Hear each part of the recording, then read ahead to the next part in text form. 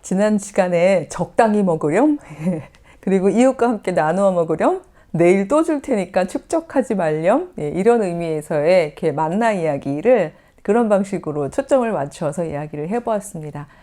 이스라엘이 만들어갈 앞으로 어떤 방식의 삶을 하나님 앞에서 그리고 이웃들과 함께 만들어야 하는가 하는 바로 그 부분을 상징적으로 보여주는, 매일매일 데일리 브레드를 나누는 그런 삶의 시각에서 만나를 묵상을 해본 건데요.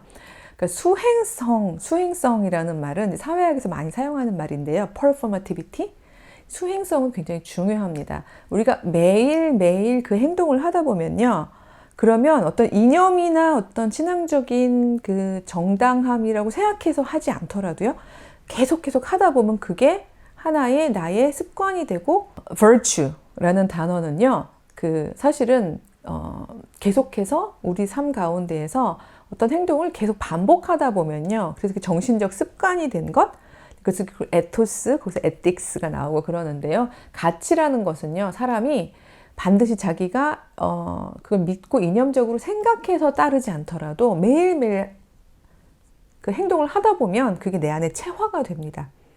그러니까 이 만나와 같은 삶을 하나님이 나에게 주시는 그 일용할 양식을 감사함으로 받고, 그리고 그것을 내 이웃 것까지도 챙기고, 오늘 딸꾹 먹고 난 다음에 축적하지 아니하고 내일은 또 내일만큼의 만나가 내릴 것을 하나님께 앙망하는 삶, 전 그게 신앙의 삶이고 신앙 공동체의 삶이라고 생각을 하는데요.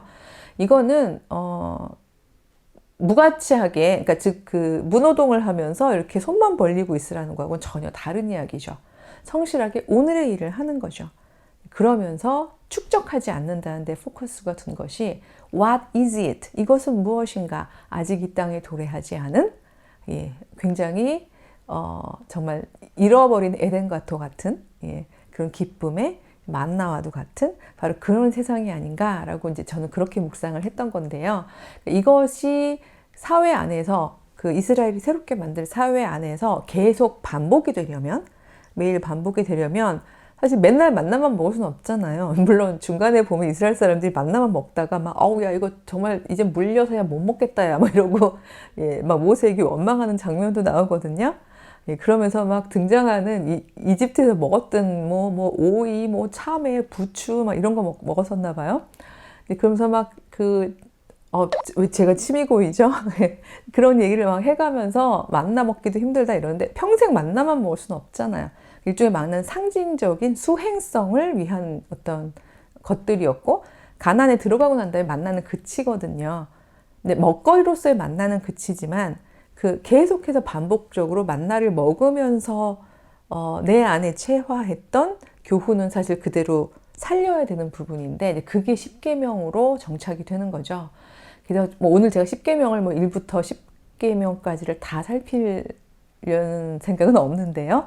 이 만나와 연결되어서 제가 묵상해 보고 싶은 계명이 4번째 계명입니다.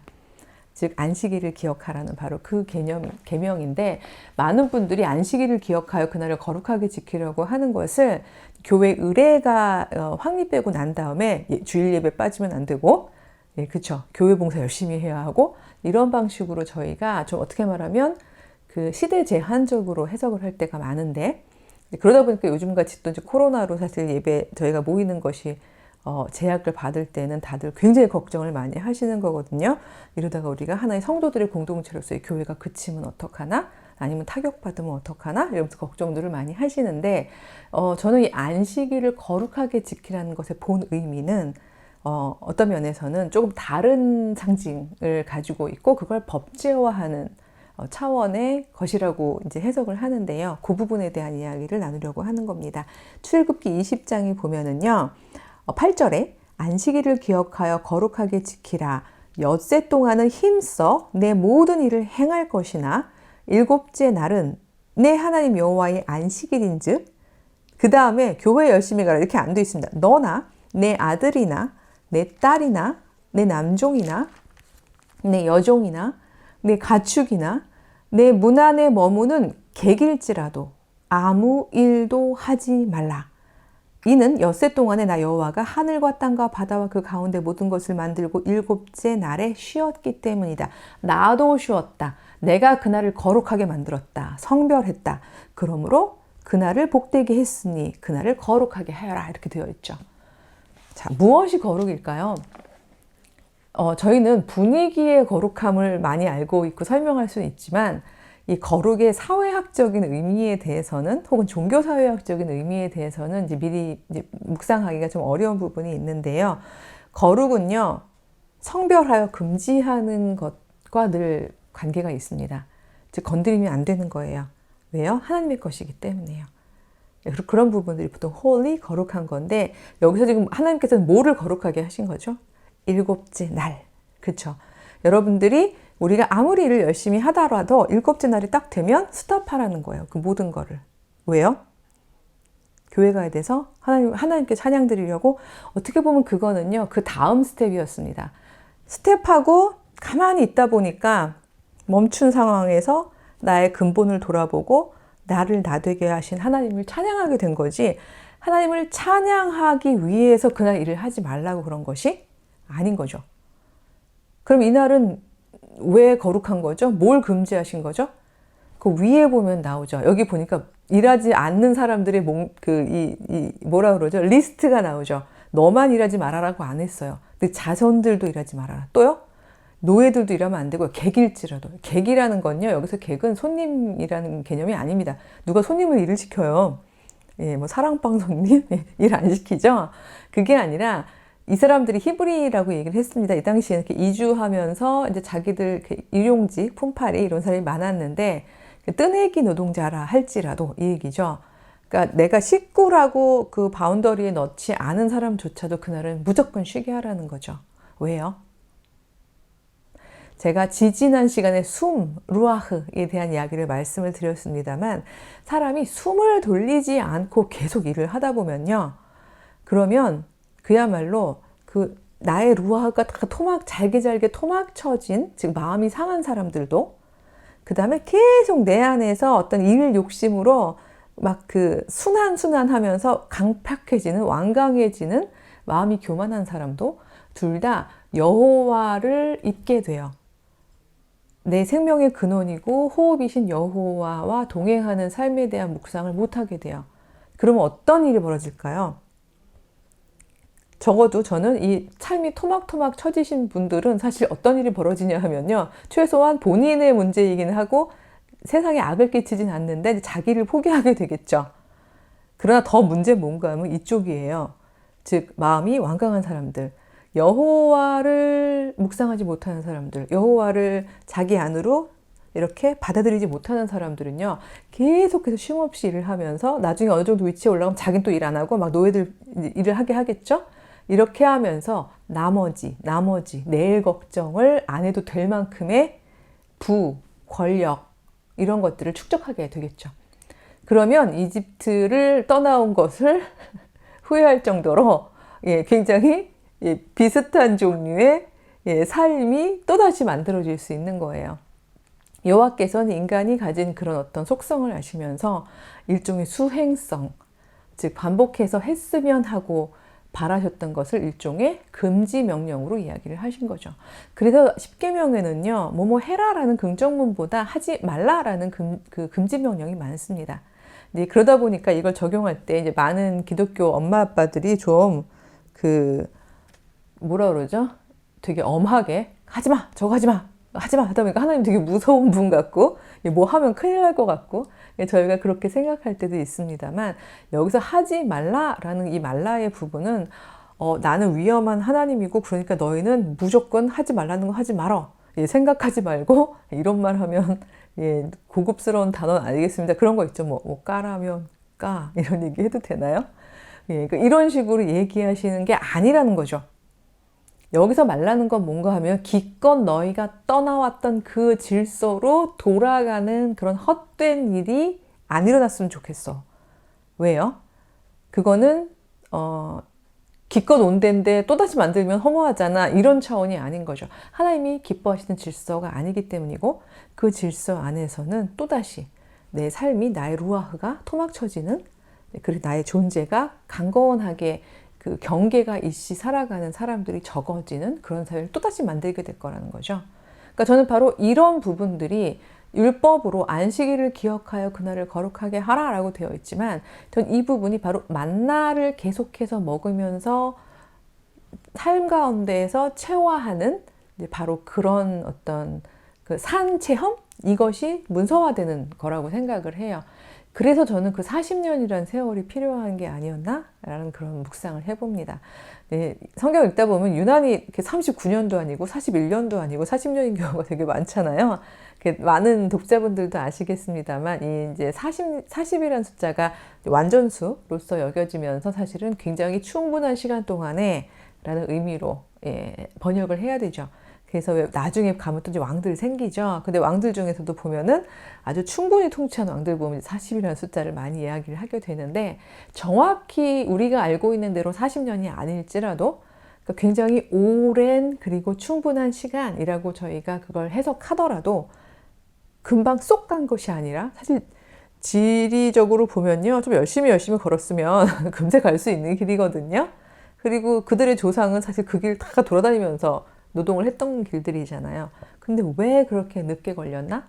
를 생각해 봤을 때 정말 새로운 질서, 이게 뭐지? 할 수 있는 그런 질서를 하나의 율법으로 만들어서 그거를 계속해서 지키게 하는, 바로 그 과정을 겪기 위해서 그런 오랜 시간이 필요했던 것이 아닐까 하는 생각을 해보게 됩니다. 저희가 많은 크리스찬들이 굉장히 아름다운 말들을 하면서도 행동 자체는 세상 사람들하고 되게 똑같거나 아니면 더 심해서 사실은 비난과 지탄을 받을 때가 많잖아요. 그 부분을 볼 때마다 제가 늘 드는 생각은, 물론 저는 안 그래요 라고 이야기를 하는 게 아니라, 우리가 수행성이라는 부분을 너무 놓치고 살았구나라는 생각을 많이 하게 됩니다.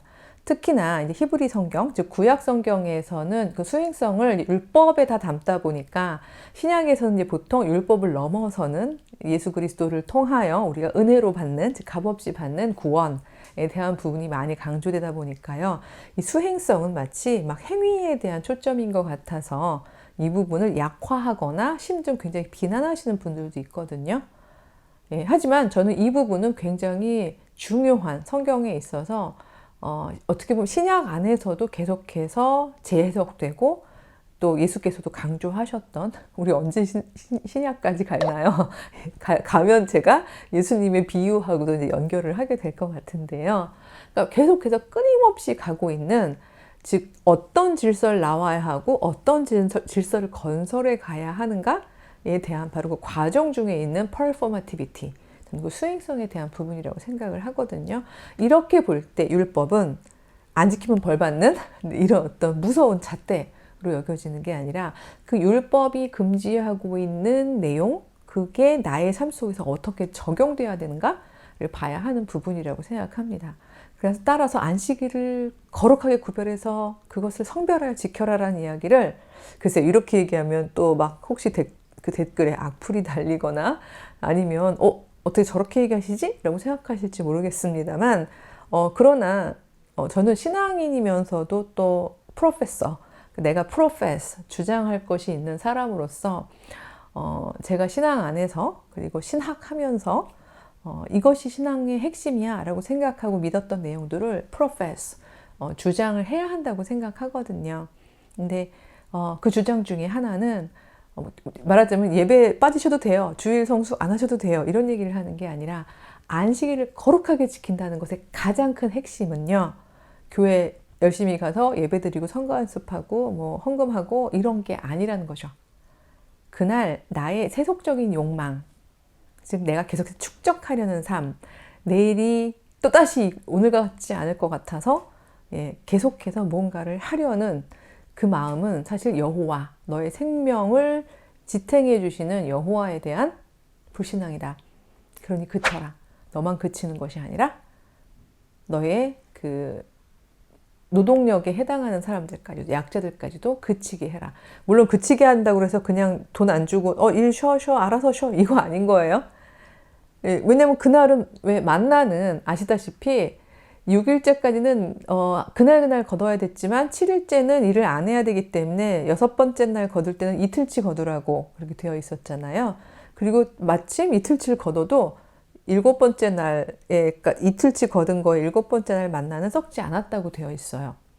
이 부분에 대해서 저희가 문자적으로 접근하기보다는 이것이 어떤 상징인가가 되게 중요한 건데요. 즉, 그 장막 안에, 너의 장막 안에, 그러니까 너가 보호하는 울타리 안에, 그 안에서 쉬기 때문에 굶는 사람이 있으면 곤란한 거죠. 여기서의 쉼이란 생존까지 포함된 쉼이기 때문에 이런 짓을 어떻게 만들 것이냐.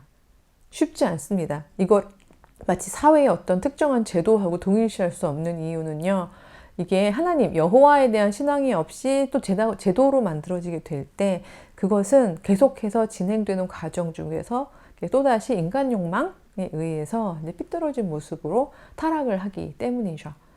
그래서 예수님께서도 저는 이거를 제도로 다 만들고 완성을 하시면서 다 이루었다. 이런 방식을 선택하시지 않으시고 한 사람 한 사람 신앙적 결단 안에서 그가 계속해서 자기가 수행해 나가는 가운데의 삶 속에서 실천해 나가는 하나님 나라의 확장을 그 여지를 열어두시고 저희들에게 나를 따르라 그렇게 하시고 우리에게 일종의 바통을 주신 게 아닌가 이런 생각을 전 많이 해보거든요.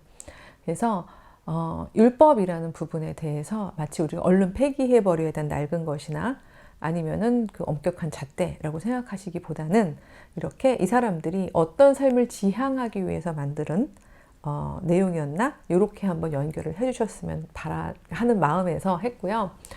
너무 미드라시가 없어서 좀 안타까운 마음이 들고 해서 아마 제가 글쎄요 미드라시를 좀 소개를 해드리고 싶은 부분들이 있는데 저도 한번 이게 뭐지 할 수 있는 새로운 상상력들을 좀 한번 발휘를 해보겠습니다. 그래서 이런 상상력을 발휘하는 이유는 여러분들이 지루하시지 않도록 하기라기보다는 저희 역시 하나님께서 주신 어떤 새로운 상상할 수 있는 능력을 가지고 어떤 질서를 떠나와야 하고 어떤 질서를 건설해야 하는지 이런 거에 대해서 끊임없이 생각하고 우리가 생각한 걸 나누고 또 그걸 삶 속에서 실천하고 그게 반복적인 수행성이 되고 그쵸? 그래서 그 나중에 우리 정신의 습관이 되는 그런 일들이 생겨야 되는 게 아닌가 그런 생각이 들어서 이야기를 나누어 보았습니다. 다음 시간에도 또 광야 생활 속에서 길어 올리는 새로운 나라, 새로운 그 공동체, 새로운 제도의 원칙들, 삶의 방식들 그런 이야기들을 함께 나누어 보도록 하겠습니다. 안녕.